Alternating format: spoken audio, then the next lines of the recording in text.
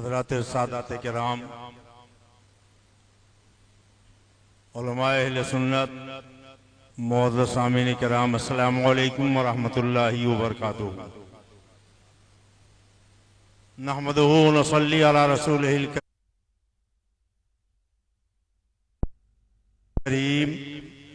اما بعد، فاعوذ باللہ من الشیطان الرجیم، بسم اللہ الرحمن الرحیم، اہدنا الصراط المستقیم، صدق اللہ العلی العظیم وصدق رسولہ النبی الامین الکریم، ونحن علی ذلک لمن الشاہدین والشاکرین، والحمد للہ رب العالمین۔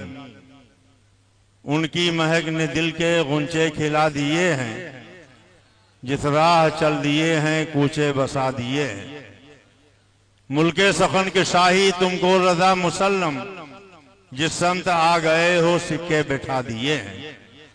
اپنے اور ساری کائنات کے آقا و مولا، شہریار ارم، تاجدار حرم، نوبہار صفات، شب اسرا کے دولہا، مصطفیٰ جان رحمت جناب محمد الرسول اللہ صلی اللہ علیہ وسلم کی بارگاہ بے کس پناہ میں عقیدت و احترام سے درود و سلام کی نظریں پیش کریں۔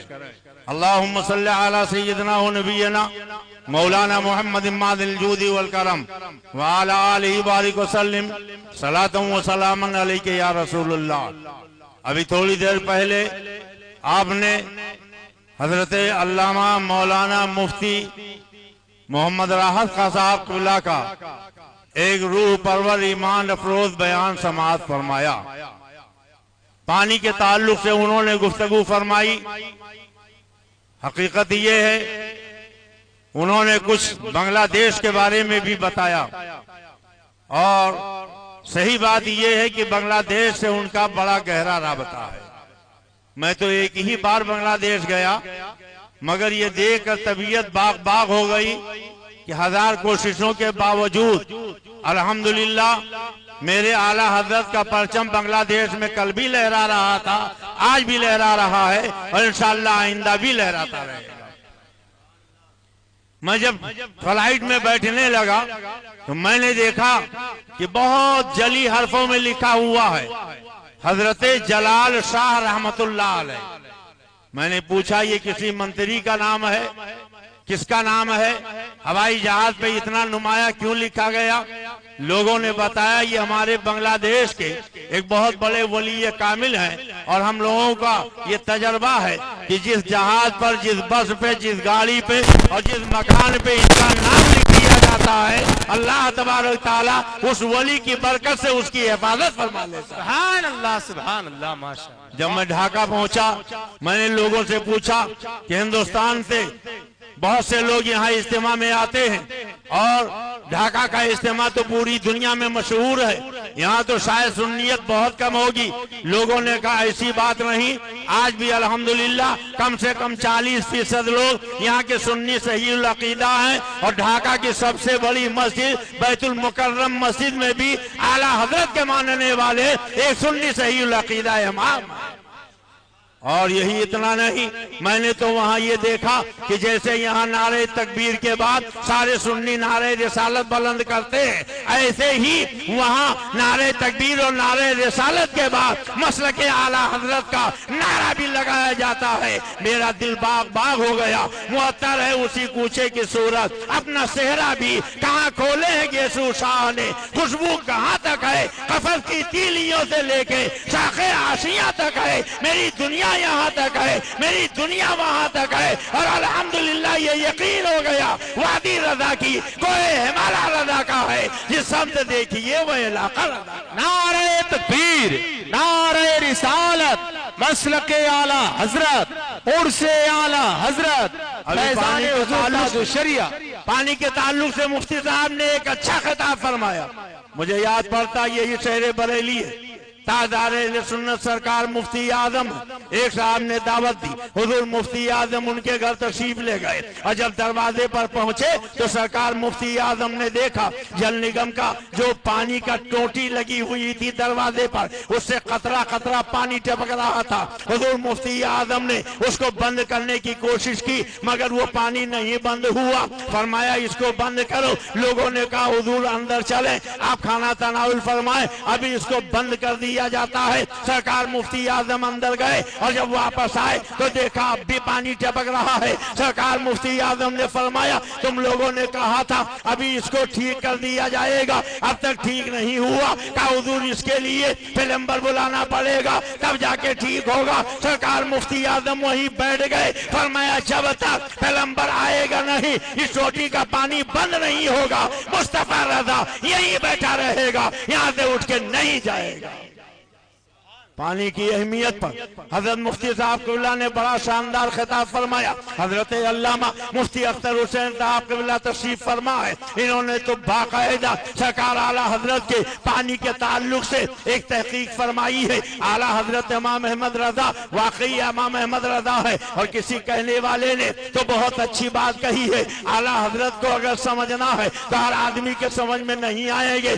اعلیٰ حضرت کو سمجھنے کے لیے ماں بھی اعلیٰ ہونی چاہیے، باپ بھی اعلیٰ ہونا چاہیے، ذہن بھی اعلیٰ ہونا چاہیے، فکر بھی اعلیٰ ہونا چاہیے، علم بھی اعلیٰ ہونا چاہیے، خاندان بھی اعلیٰ ہونا چاہیے۔ جب ماں اعلیٰ ہوگی تو اعلیٰ حضرت سمجھ میں آئیں گے، جب باپ اعلیٰ ہوگا تو اعلیٰ حضرت سمجھ میں آئیں گے، جب علم اعلیٰ ہوگا تو اعلیٰ حضرت سمجھ میں آئیں گے۔ کوئی ادنا حضرت اگر اعلیٰ حضرت کو سمجھنا چاہے تو نہ کل سمجھ پائے تھے، نہ آج سمجھ پائے تھے، نہ آئندہ کل سمجھ پائیں گے۔ نوازش سے عنایت ہے کرم ہے اعلیٰ حضرت کا، پلایا جام ہم کو مصطفیٰ پیارے کی الفت کا، پڑا خطبہ زمین پر سروریتی کی امامت کا، تو اے افلاک پر چرچا جناب اعلیٰ حضرت کا۔ کون اعلیٰ حضرت؟ مانا عرب نے تجھ کو یہ گانا گایا جب نے تیرا ترانہ، اور مانے تجھ کو سارا زمانہ۔ حامی سنت اعلیٰ حضرت، چیخ پڑے چوٹی کے وابرے، پھاڑ دیے ہر ایک کے جبڑے، خنجر حق کیا خوب چلایا حامی سنت اعلیٰ۔ اللہ اکبر، بہت اچھا حضرت، زندہ۔ وقت ملے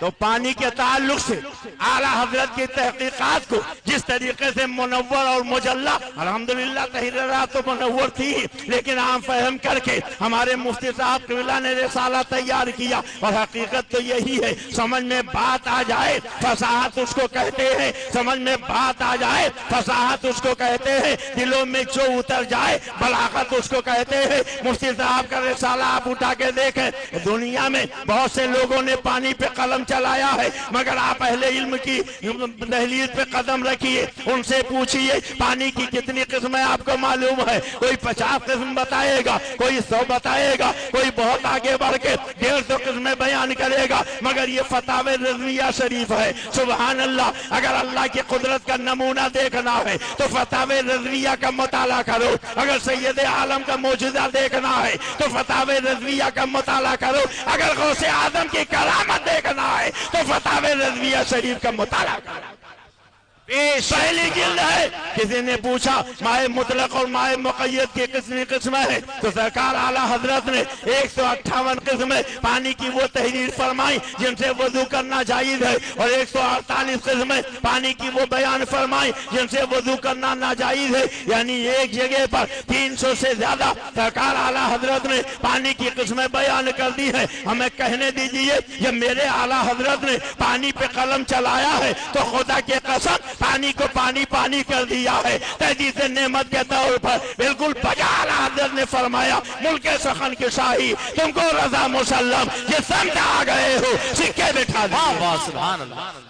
1000 سال میں ہزاروں فقہا نے مل کر محنت کی، تب انہوں نے بتایا مٹی کی 74 قسمیں ہیں جن سے تیمم کرنا چاہیے تھے، اور جب میرے اعلیٰ حضرت نے تیمم کے مسئلے پر قلم چلایا تو خالی 74 نہیں، 74 میں 104 کا اضافہ کر دیا، 74 کو 104 نہیں بنایا بلکہ 74 میں 104 کا اضافہ کر دیا۔ گویا ہمیں کہنے دیجئے 1000 سال میں ہزاروں فقہا نے جتنا کام کیا تھا، اعلیٰ حضرت امام احمد رضا نے تنے تنہا اس کو دگنے سے زیادہ کر دیا ہے۔ اس لیے تو کہتے ہیں ملک سخن کی شاہی تم کو رضا مسلم، جس سمت آ گئے ہو سکے بٹھا دیے ہیں۔ اللہ توفیق دے تو فتاوی رضویہ کا مطالعہ کرو۔ ایک شخص کی 2 بیویاں تھی، ایک کا نام بشیرن تھا، ایک کا نام چھمی تھا، اس نے 5 طلاقیں دے دی، نام کسی کا نہیں لیا۔ اب علماء حیران ہے بشیرن پہ کتنی طلاق پڑی، چھمی پہ کتنی طلاق پڑی۔ فتاوی رضویہ کا مطالعہ کیجئے، سرکار اعلیٰ حضرت نے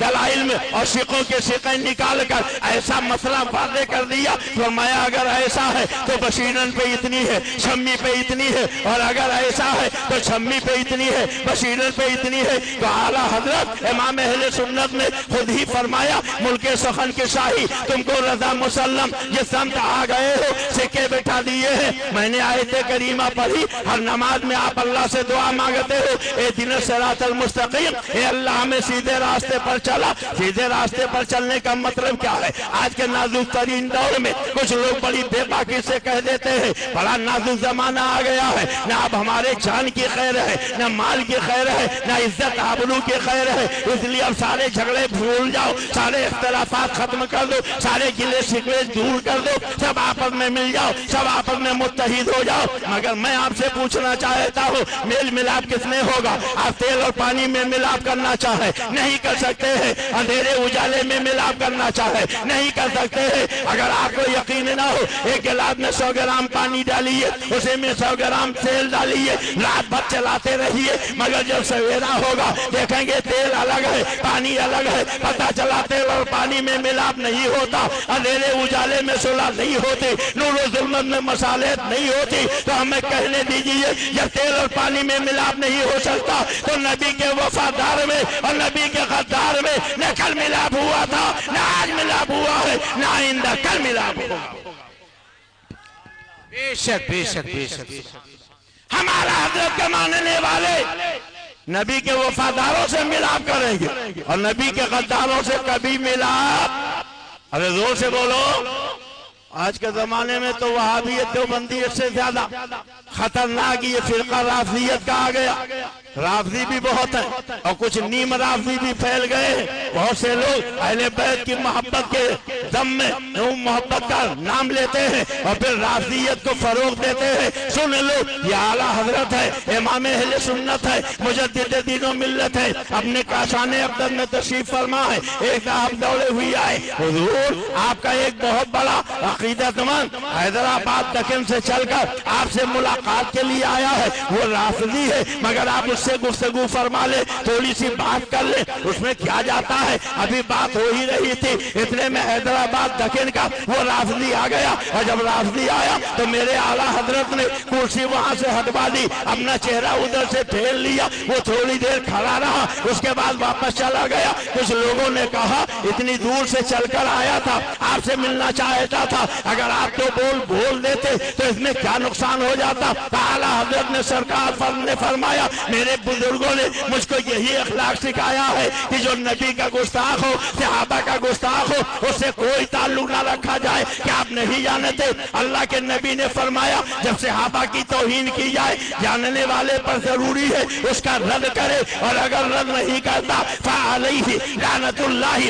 والملائکۃ والناس اجمعین، اس پر اللہ کی لعنت ہوگی، اللہ کے فرشتوں کی لعنت ہوگی، تمام انسانوں کی لعنت ہوگی۔ اللہ تعالیٰ نہ اس کا فرد قبول کرے گا نہ اس کی نسل قبول کرے گی۔ پاکستان کے ایک مولانا ڈاکٹر ارشد جلالی کے مسئلے کو لے کر بہت سے لوگوں نے یہاں شور مچایا جو سنی صحیح العقیدہ ہے۔ کیا کبھی آپ نے ان کی زبان پر یہ بھی سنا کہ سیدنا صدیق اکبر کو معاذ اللہ کافر کہا گیا، حضرت عمر فاروق اعظم کی توہین کی گئی، حضرت عثمان غنی مولا علی کی بے ادبی کی گئی، حضرت ابو سفیان حضرت امیر معاویہ کی گستاخی کی گئی، کیا اس پہ بھی انہوں نے احتجاج کیا ہے؟ سید عالم صلی اللہ علیہ وسلم کی توہین کی گئی، کیا اس پہ بھی انہوں نے احتجاج کیا ہے؟ ہم کہتے ہیں حضرت سیدہ فاطمہ کی عقیدت ضروری ہے، ہم تو آل نبی سے اتنی محبت کرتے ہیں کہ ہمارے بزرگوں نے ہمیں شجرے ہی میں یہ بتا دیا، جب تک تم نماز پڑھا کرو یا دعا کے لیے ہاتھ مانگا کرو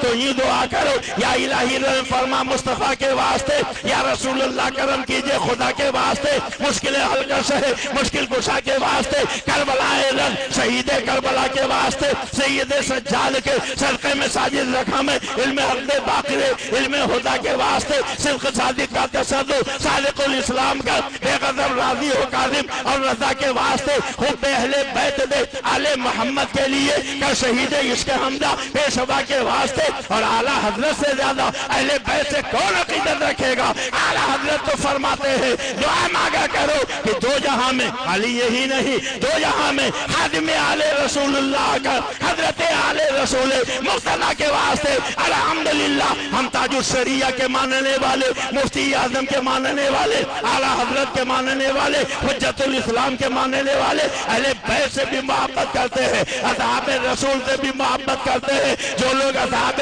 رسول سے محبت کے دعوے کریں، اہل بیت کی توہین کریں، وہ جہنمی ہے، اور جو لوگ اہل بیت سے محبت کا دعویٰ کریں اور اصحاب رسول کی بے ادبی کریں وہ بھی جہنمی ہے۔ تو میرے اعلیٰ حضرت نے فرمایا اہل سنت کا ہے بیڑا پار اصحاب رسول نجم ہے اور ناؤ ہے اطرت رسول اللہ کی۔ ہم الحمدللہ اہل بیت سے بھی عقیدت رکھتے ہیں، اصحاب رسول سے بھی عقیدت رکھتے ہیں۔ اللہ تعالی ہمیں اور آپ کو مسلک اعلیٰ حضرت پر چلنے کی توفیق عطا فرمائے۔ السلام علیکم۔